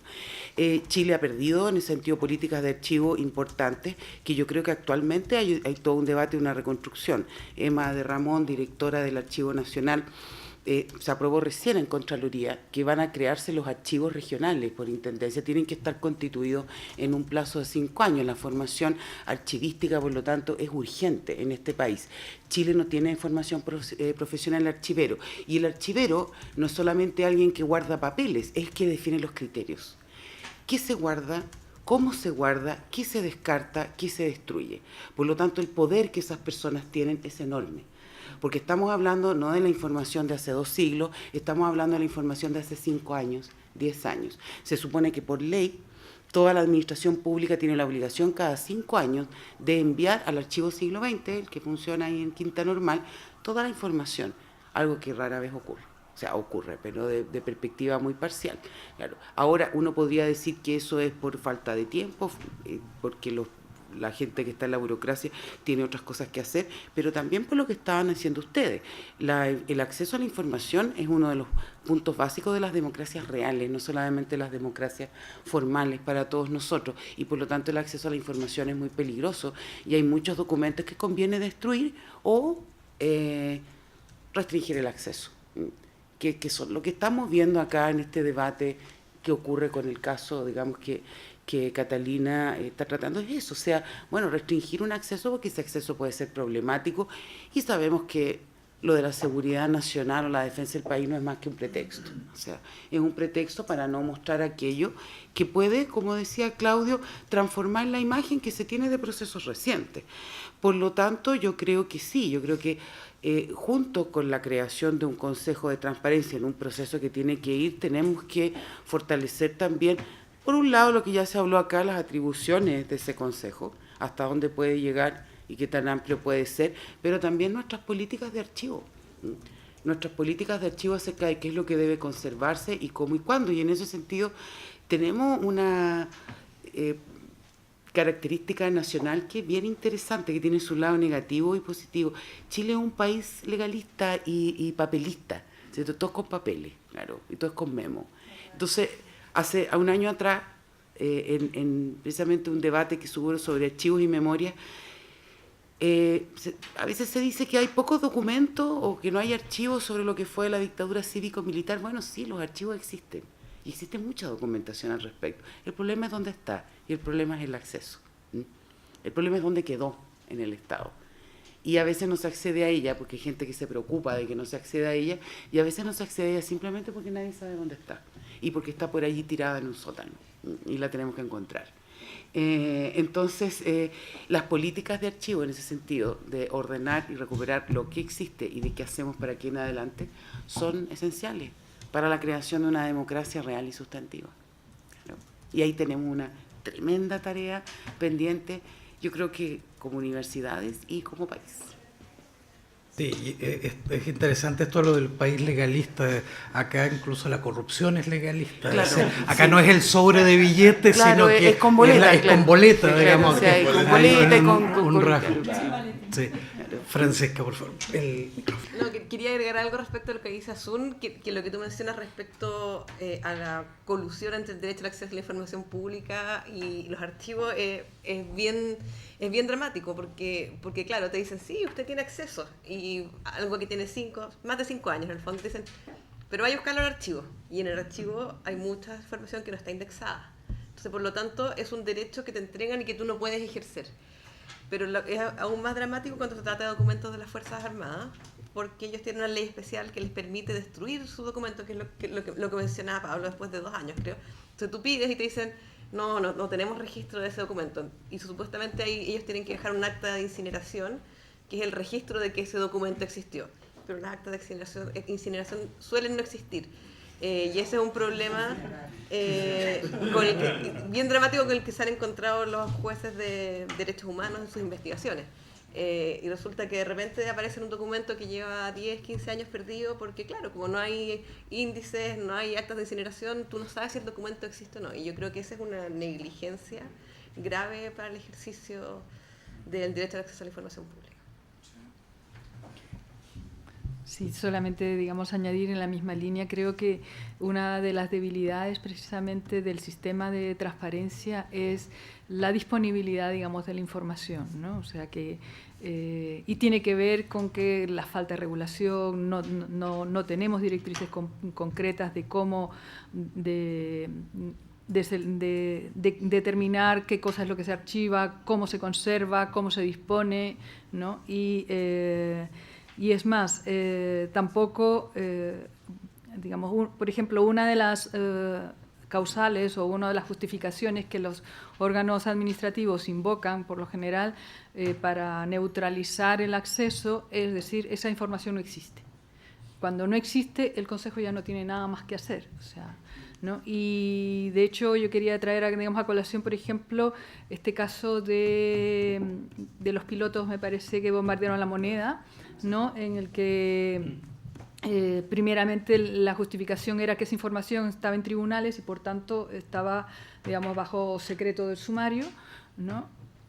Confrontados los ministros en visita o los magistrados que tenían las causas, a ellos no se les había remitido absolutamente ninguna información sobre el listado de los pilotos. Entonces el Consejo los requiere y luego el comandante jefe, digamos, de la FACH señala en última instancia que, vuelta a revisar, esos archivos no existen. Entonces no puede entregar la información. Entonces, como dice primero que se los entregó a los tribunales y luego ahora dice que no existen. Entonces, yo creo que vamos a estar debemos estar muy atentos al resultado, digamos, de ese sumario. El Consejo ha determinado que aquí ha incurrido, digamos, en una falta grave contra el acceso a la información por parte del comandante y jefe de la Fuerza, digamos, Aérea, ¿no? De la FACH, y veremos qué resulta, a ver, porque la Contraloría también tiene sus cosas con respecto, digamos, a los sumarios. En no todos los casos que el Consejo ha encontrado responsabilidad, pues ha coincidido, y yo creo que no está interpretando, digamos, de la manera como el legislador estableció el régimen de responsabilidad en la Ley de Transparencia, la Contraloría, ¿no? Y solamente, digamos, una cosa, que estoy de acuerdo con que ahora que estamos en un proceso constituyente, digamos, que el acuerdo pueda también recoger no solamente explícitamente el derecho, ¿no?, de acceso a la información, sino que también se eleve a rango constitucional el Consejo para la Transparencia, ¿no? Esta fragmentación, digamos, del régimen de transparencia creo que es muy permisiva, pero es un poco, digamos, la muestra en general de la debilidad institucional que vamos construyendo en general en el régimen de control del poder público. Es decir, nosotros, una de las digamos, demandas permanentes, digamos, de todos los especialistas es que exista una jurisdicción contenciosa administrativa, y nosotros tenemos ahora decenas, digamos, de tribunales administrativos con procedimientos distintos, con competencias totalmente distintas. Algunos le llaman, estos son tribunales boutique, porque son para ciertas materias que son importantes de los agentes económicos o del propio Estado, o sea, en el caso de los tribunales tributarios o en el caso, de, digamos, del Tribunal de la Contratación, pero acotados con una lógica, digamos, muy particular, y se debilita el control. Y así no es eficaz y en última instancia se penaliza, digamos, al ciudadano común y corriente que se enfrenta con esta estructura, ¿no? Y le cuesta mucho, digamos, a ejercer sus derechos, ¿no?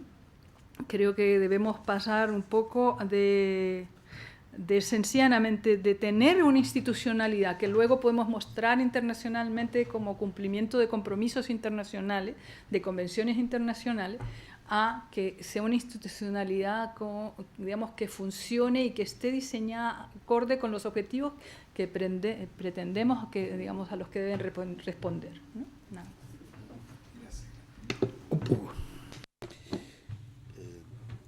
Sí, más bien en relación con tu segunda pregunta, ¿no? En el debate público respecto de la nueva Constitución, yo creo que han habido ejes que son en algún sentido más aparentes que reales, ¿no? El primer eje es la Constitución no es legítima porque fue generada bajo el régimen de Pinochet. El segundo eje es tratemos de guardarnos de una Constitución lírica y al contrario avancemos hacia una Constitución mínima, ¿no? El tercer eje es no avancemos hacia un reconocimiento de derechos económicos y sociales que nos van a dejar sin derechos y además con las arcas vacías. Y así por delante han habido una serie de ejes de discusión o de temores.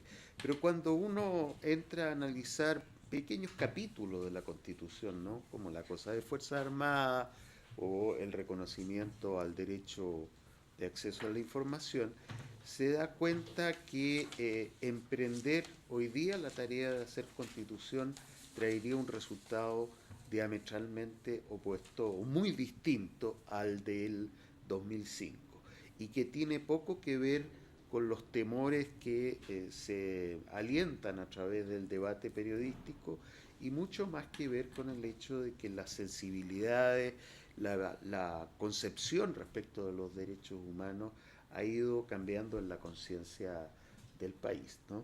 Y es este examen, yo creo que el que tiene un efecto concientizador más importante.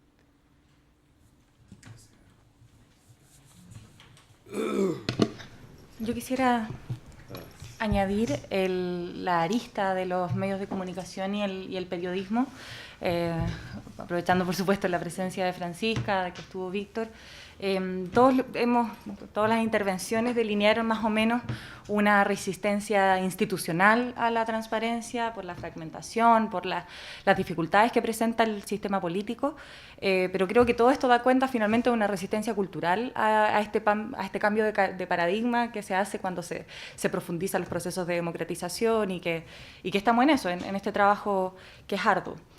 Y esta resistencia efectivamente no solo es institucional, también como mencionaba Gladys, la gente tampoco acude masivamente a los órganos que dispensan el derecho de acceso y esa falta de iniciativa quizás de parte de la ciudadanía que todavía no comprende o todavía no está totalmente informada de esta capacidad que tiene, creo que también está muy mediada por los medios de comunicación que tenemos y por el trabajo periodístico que hoy día está muy limitado. Hoy día los medios de comunicación, el periodismo de investigación es muy débil en Chile. La búsqueda de información en documentos históricos, la búsqueda de información es muy debilitada y los periodistas la verdad es que hacen un trabajo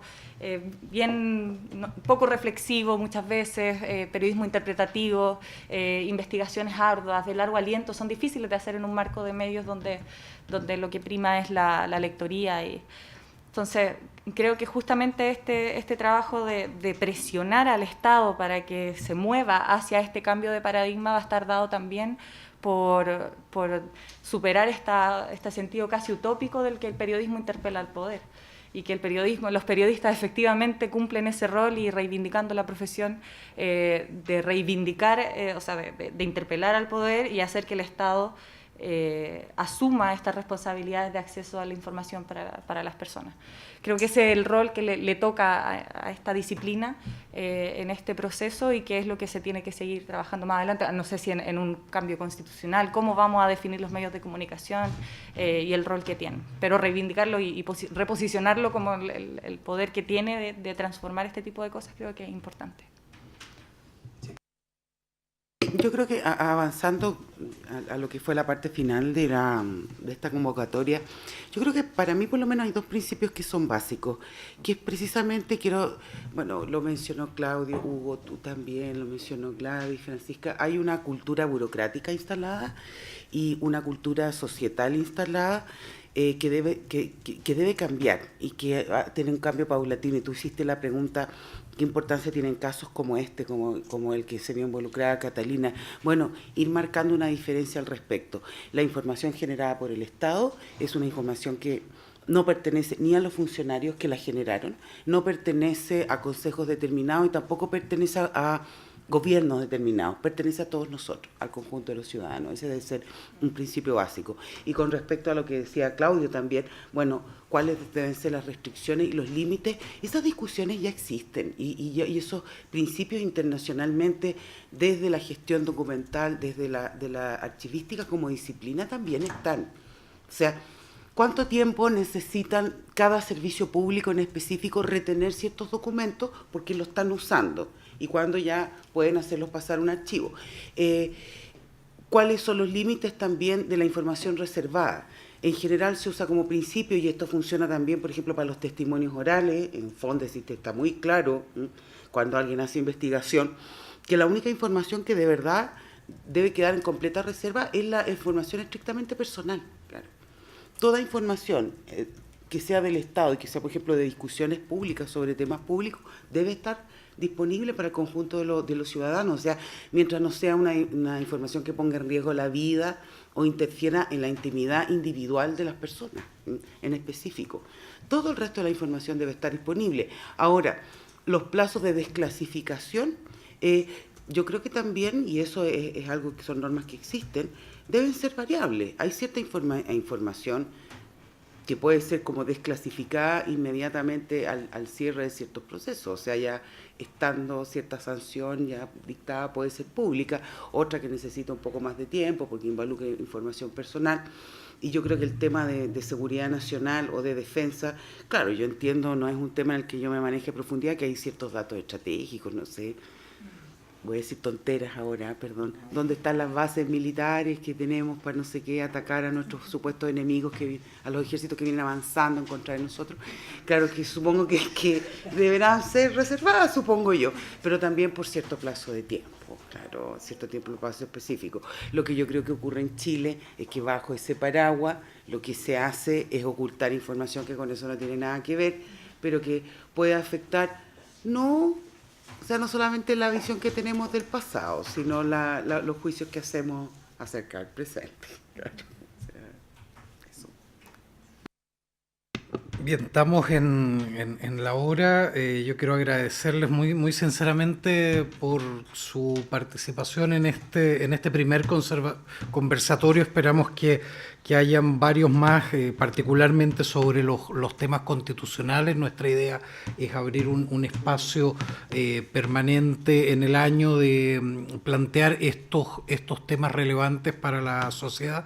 Hay una invitación que les queremos dejar abierta en el sentido de si ustedes ven alguna forma en la que como universidad, como rectoría y como cátedra nosotros podemos aportar en el ámbito en el que están ustedes trabajando, estamos muy abiertos a recibir esas ideas, conversarlas. Creemos que acá hay un espacio interesante al interior de la universidad, hay académicos que pueden aportar en distintos ámbitos y por lo tanto estamos muy abiertos a cualquier sugerencia en ese sentido, y en la medida que podamos avanzar en eso le vendría muy bien a nuestra casa de estudio. Así que muchas gracias por la presencia, muchas gracias a todos los que nos siguieron hoy por streaming, así que con eso damos por cerrado este primer conversatorio. Gracias.